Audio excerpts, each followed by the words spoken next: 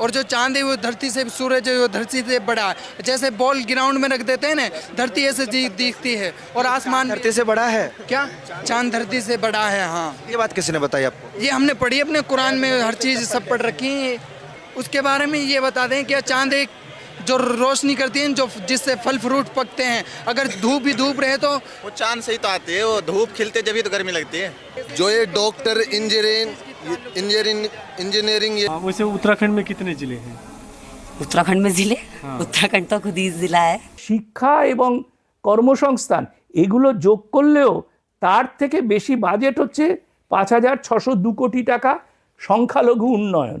এই হলো মাদ্রাসাতে পড়া ছাত্র ও শিক্ষকদের জ্ঞান। এরপরেও ৬০০ নতুন মাদ্রাসা পশ্চিমবঙ্গে। মাদ্রাসা শিক্ষায় মোট ৫,৬০২.২৯ কোটি টাকা ব্যয় বরাদ্দের জন্য প্রস্তাব রয়েছে বাজেটে।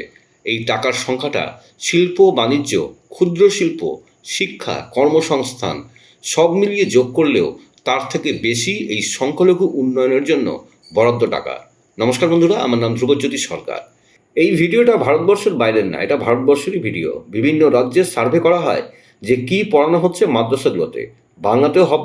বাংলাতে হওয়া সম্ভব না, কারণ নিজের মূর্খতাকে লুকানোর জন্য বিজেপির লোক বলে দিতে পারে। আর সরকার তো সমর্থনে আছেই, দোষ আপনারই হবে। যাই হোক, আপনারা নিজেরাই শুনলেন মাদ্রাসা জ্ঞান। এইবার গতকাল ফুরফুরাতে গেছিলেন মুখ্যমন্ত্রী, সেখানে মাদ্রাসা নিয়ে কি বলছেন শুনুন।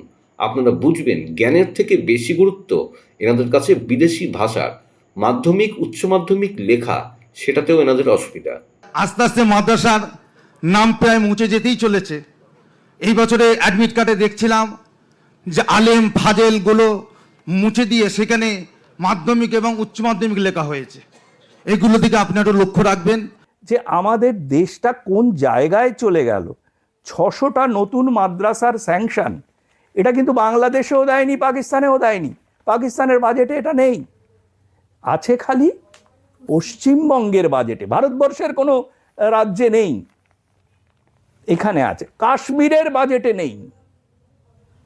একটা অদ্ভুত রাজ্য, কিভাবে একটা রাজ্য মানে রাষ্ট্রের মধ্যে তাদের নিজস্ব একটা বিশেষ তোষণ নীতি, যেটা সংবিধানে স্বীকৃত নয়, সেভাবে করে যাচ্ছে।